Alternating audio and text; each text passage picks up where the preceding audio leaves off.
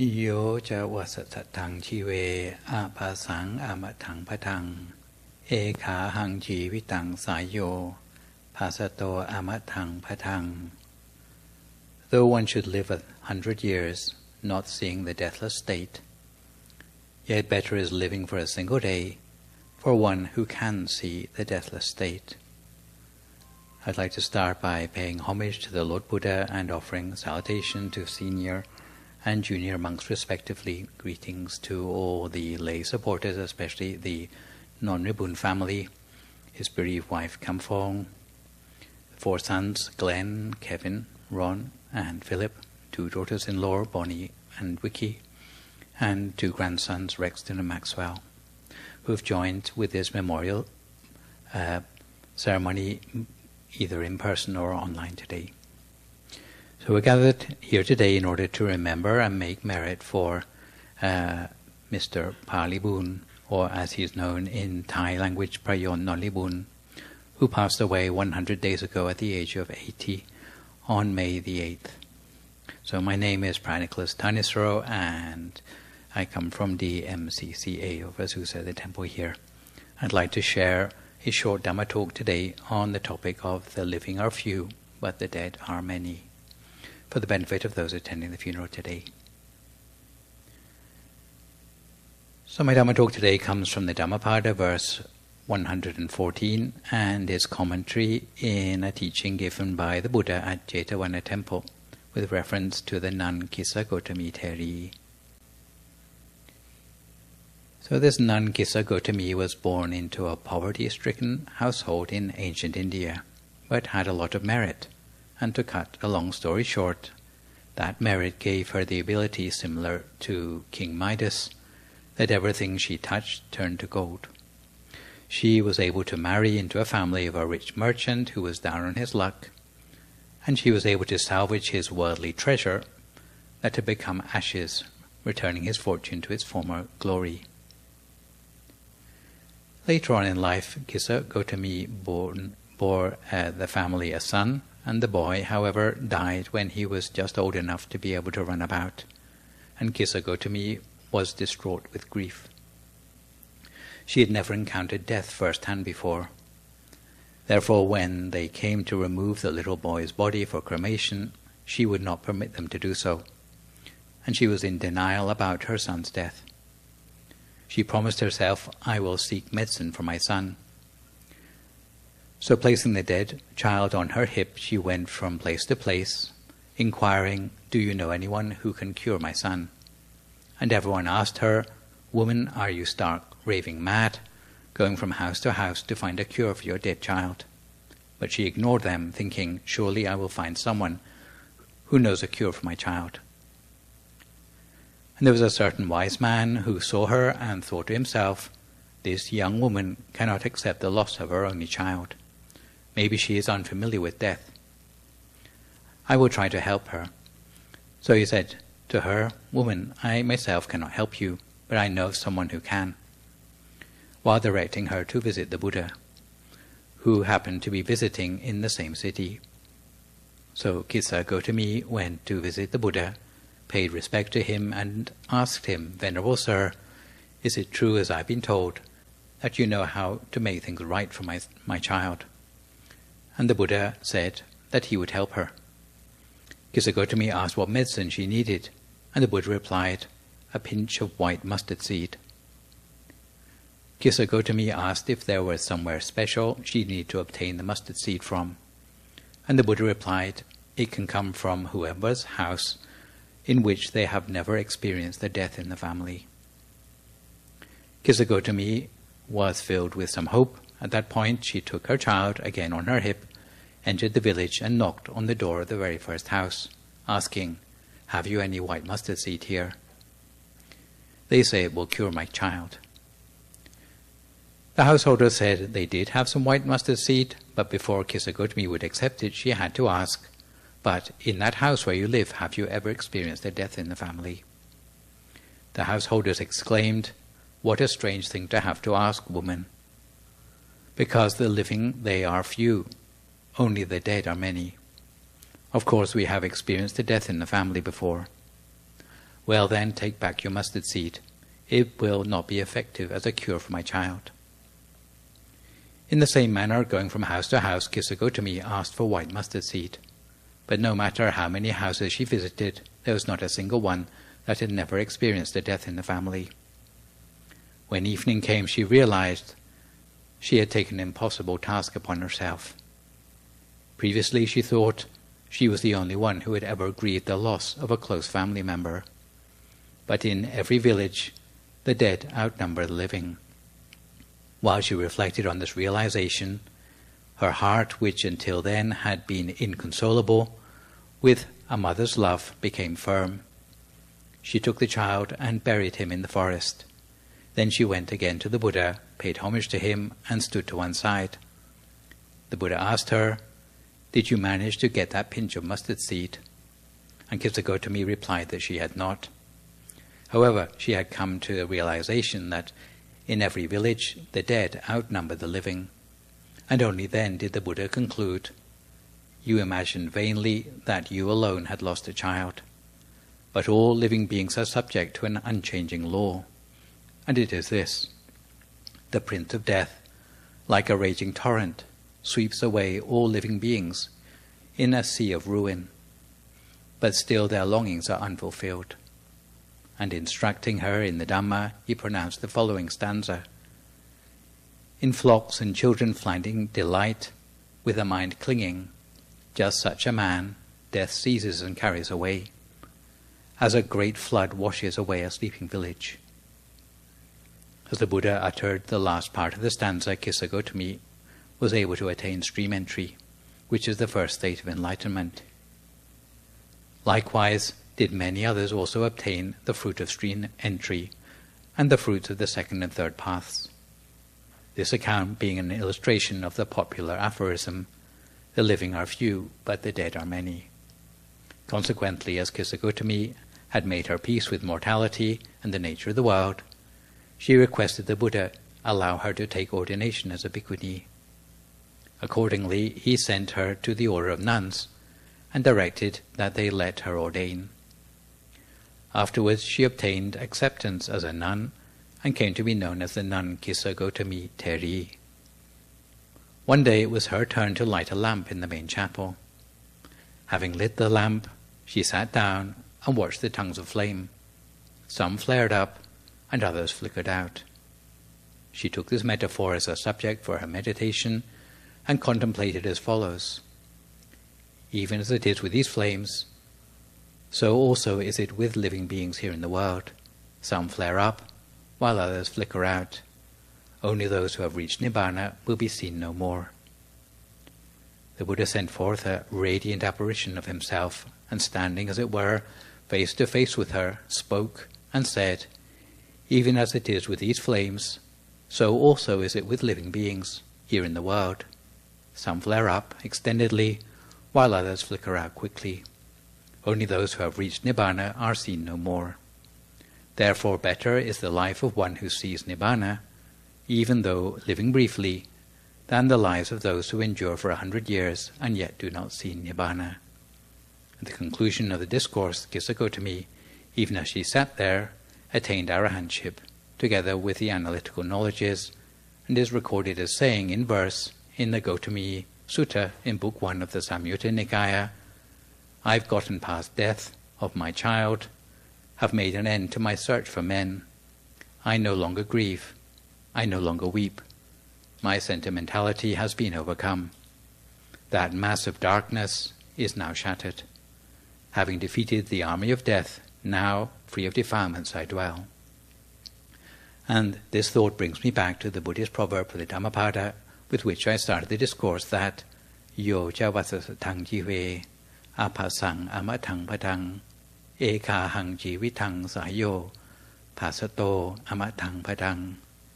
Though one should live 100 years not seeing the deathless state, yet better is life for a single day for one who can see the deathless state. And the message from this teaching is that the dead outnumber the living. We, the living, are in the minority. So a funeral should not be a time when we cry for the departed. We should cry instead for ourselves, who also continue to serve a precarious sentence on an allegorical death row of mortality, not forgetting that all of us must sooner or later follow the deceased to their grave.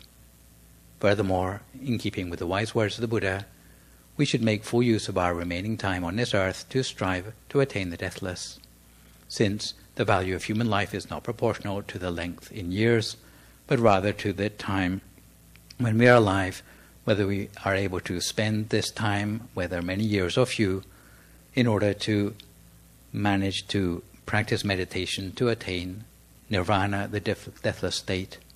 And if nothing else, our memorial ceremony today is to remind us of this, because we can never afford to forget it.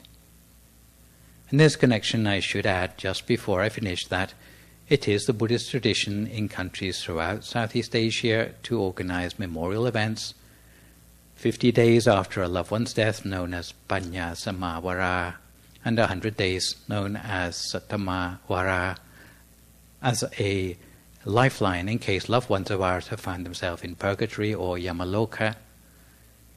In the case of the 50-day memorial, it's to help our relatives when they are in line before they receive judgment based on their karma. And in today's 100-day case, so that deceased can be helped at the time when they're coming up for karmic judgment.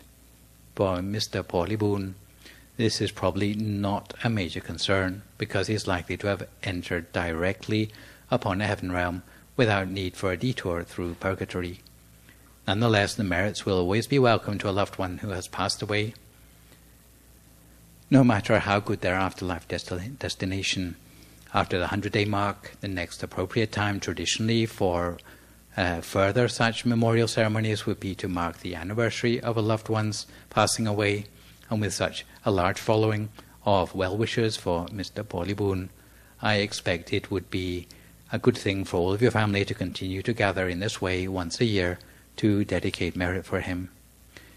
If a full year seems too long to wait, the full moon days each month are also a good time to dedicate merits, and our temple regularly organizes what's known as Puppa Beta Pari, which is a merit dedication ceremony every month for the deceased of all of our congregation members, both in person and online. So finally, I would like to conclude, Imina Kata Punyena, may the power of the merits arising from the Dhamma talk today help to bring Mr. Liboon happiness and prosperity in his new rebirth according to the wishes of the supporters on this occasion, and may these merits bring all participants long life, strong health, happiness, quick-wittedness, and whatever good things that you wish for in life, may those things come to you easily in every way. So instead of mourning Mr. Liboon, we should bear in mind that he has cultivated a not insignificant number of good deeds throughout his life. He was one of the first generation of pioneering members of the Laotian Buddhist community here in Southern California.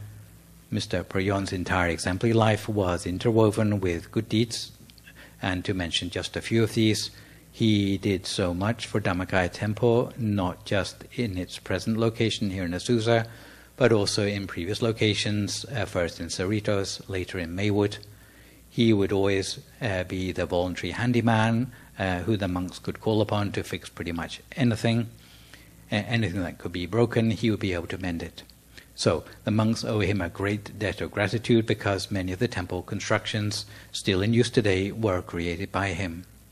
When he was alive, even if he couldn't solve a temple problem immediately, he would take it home and fix it overnight.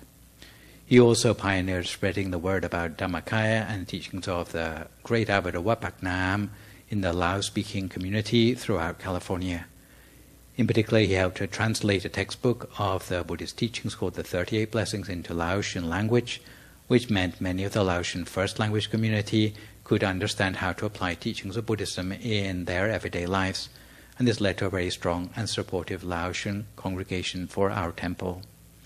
And I see many members today who may still remember being introduced to the temple by Mr. Prayont.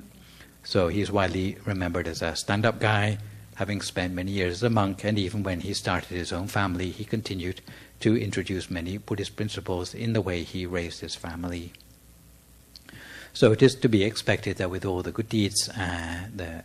Prayont cultivated during his lifetime together with the merit of this 100-day memorial ceremony organized in his name, especially from the merit of giving today's Dhamma talk on the dead being more numerous than the living, that Mr. Phra Liboon will look down on us from his new existence. He will be led to an ever brighter and more refined status in his afterlife destination.